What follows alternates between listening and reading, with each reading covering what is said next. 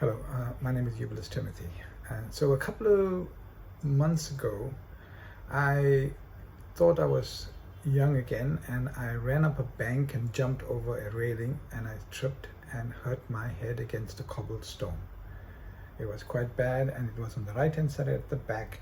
It was a huge cut, and it started to bleed profusely. And I started to panic because I thought something was wrong. And I managed to get myself to a hospital, and at hospital they did a CAT scan, and they sutured me up, and it was like about 6 stitches. It was quite a large and a huge hematoma.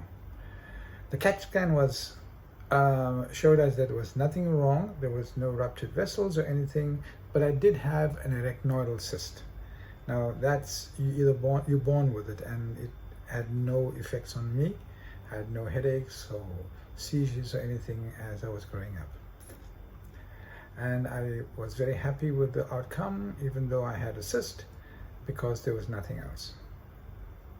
Recently, I started getting headaches on the left side here, and were quite severe headaches, and I tried to sort them out, but they would not.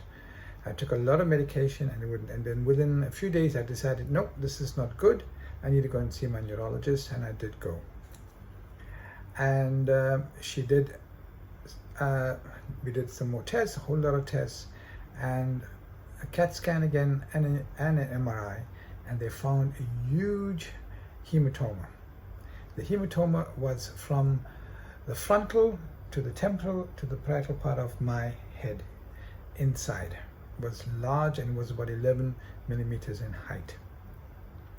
Now, it was in the subarachnoidal space. This is the space between the skull and the brain that protects the brain, and is filled with a liquid called cerebrospinal fluid. It keeps the brain safe like a cushion. Now, this clot, hematoma, formed because there was a micro blood vessel that had ruptured and created a little clot, which then just got dislodged.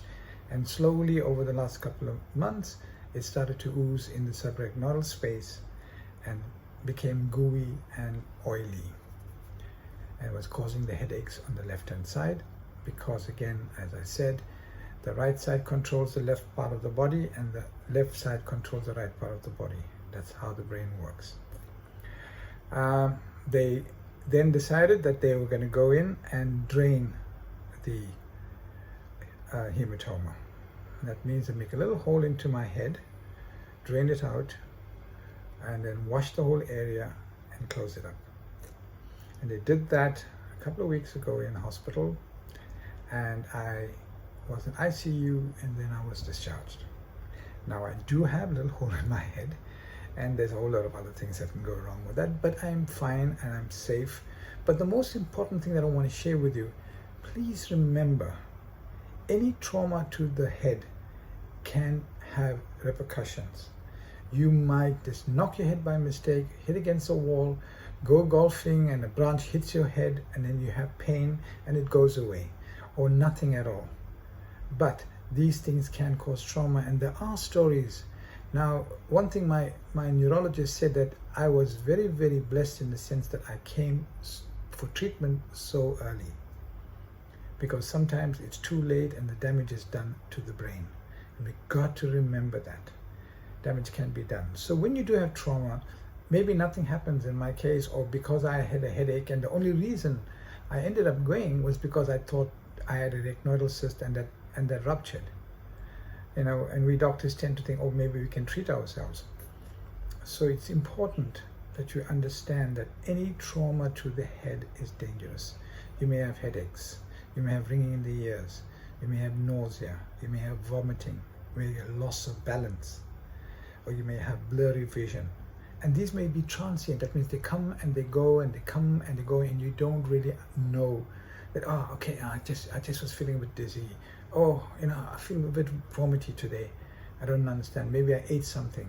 But you forgot that you bumped your head quite hard against the wall, or you went and you opened a cupboard door and you didn't close it, and then you hit your head up, or when you opened the fridge.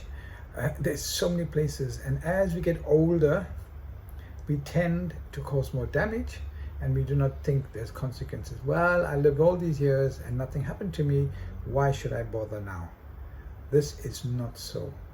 Whether it's a child or whether it's somebody in their 60s or 70s or a young man or a young woman in their 30s or 40s or a teenager, every time you hurt yourself, just let first somebody know that you did, and then also that you think about it and feel and see if there's anything.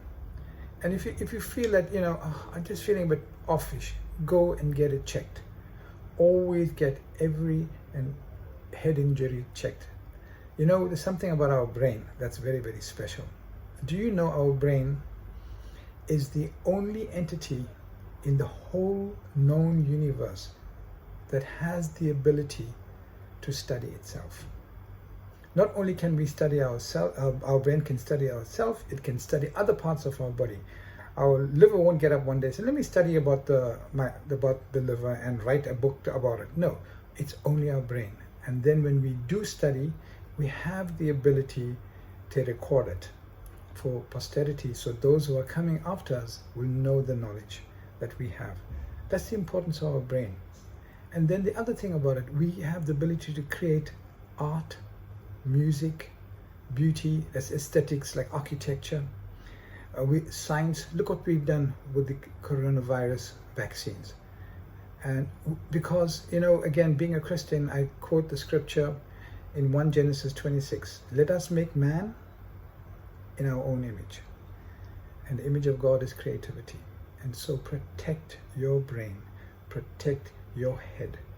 It is the most important part of your body. It uses most of the energy that you consume. And it does everything to protect itself. So please, please remember, any trauma to the head can be life-threatening. Take care. Have a blessed day. God bless.